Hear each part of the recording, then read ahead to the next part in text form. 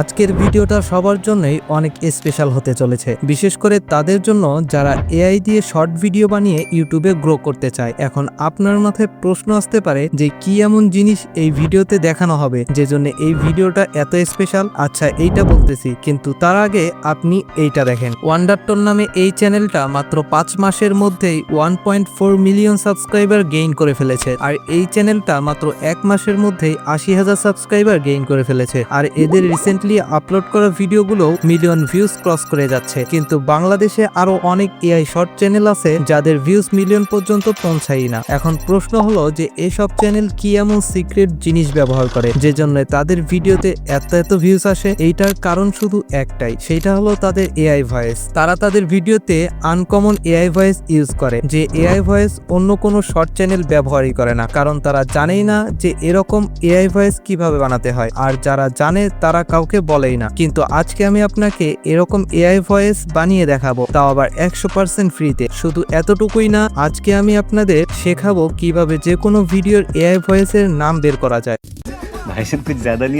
তাই স্কিপ না করে পুরো ভিডিওটা মনোযোগ সহকারে দেখতে থাকে। তো প্রথমে আপনাদের এইটা বলে নেই যে এসব চ্যানেল যে এআই ভয়েস ব্যবহার করে সেটার নাম কি। এইসব চ্যানেল যে এআই ভয়েস ব্যবহার করে সেটা হলো 11 Labs এর কিউনো ভয়েস। কিন্তু এই ভয়েস মডেলটি দিয়ে পারফেক্ট ভয়েস জেনারেট করতে হলে আপনাকে 11 Labs এ একটি সেটিংস খুব ভালোভাবে সেট করতে হবে। এই সেটিংসটি কি সেটা আমি সামনে বলবো, তবে এর আগে চলেন ভয়েস কিভাবে জেনারেট করতে হয় সেইটা দেখি। তো ভয়েস জেনারেট করার জন্য আপনি সর্বপ্রথম গুগল ব্রাউজারটিকে ওপেন করবেন, এরপর সার্চ বারে লিখবেন 11 Labs, এরপর এটিকে ওপেন করবেন, তারপর কর্নারের এই সাইন আপ অপশনে ক্লিক করবেন, এরপর আবার এখানে ক্লিক করে টেক্সট টু স্পিচ এটি সিলেক্ট করবেন। তাহলে ফাইনালি আপনার সামনে এইরকম ইন্টারফেস ওপেন হবে। এইখান থেকে আপনি প্রথমে চলে যাবেন কর্নারে, আর এই ভয়েস অপশনটিতে ক্লিক করবেন, এরপর সার্চ বারে লিখবেন Q1, এরপর এই ভয়েস মডেলটিকে সিলেক্ট করবেন। এটি সেই ভয়েস মডেল যেটা এইসব এআই চ্যানেল ব্যবহার করে। এইখানে হলো আমাদের আসল কাজ করতে হবে, সেটা হলো সেটিংস গুলো ভালোভাবে সেট আপ করতে হবে। এর জন্য আপনি প্রথমে এই মডেল অপশনটিতে ক্লিক করবেন, এরপর 11 V3 আলফা এটি সিলেক্ট করবেন, তারপর আবার ব্যাগে চলে আসবেন, এরপর নিচের এই স্টেবিলিটি অপশনটি ফুল করে দিবেন। তাহলেই আমাদের সেটিংস এর কাজ কমপ্লিট হয়ে যাবে। কিন্তু এখনো একটা বড় সমস্যা আছে, সেটা কি আপনি নিজেই দেখে নিন। এই টাইপ অপশনে আপনি আপনার স্টোরিটাকে পেস্ট করে যখনই এই জেনারেট স্পিচে ক্লিক করবেন তখনই আপনার সামনে এরকম বড় ধরনের একটা নোটিশ চলে আসবে, আর ভয়েসও জেনারেট হবে না। এই প্রবলেমটি ফিক্স করার জন্য আপনাকে সর্বপ্রথম এই ভিপিএনটি ডাউনলোড করে নিতে হবে প্লে স্টোর থেকে, এরপর এটিকে কানেক্ট করে আবার নতুন করে ঢুকতে হবে, এরপর জেনারেট স্পিচে ক্লিক করলেই এবার আপনার ভয়েস জেনারেট হয়ে যাবে। যদি দ্বিতীয়বারও না হয় তাহলে আবার আপনি বের হয়ে নতুন করে আবার ঢুকবেন। এরকম 2-3 বার চেষ্টা করলে আপনার ভয়েস জেনারেট হয়ে যাবে।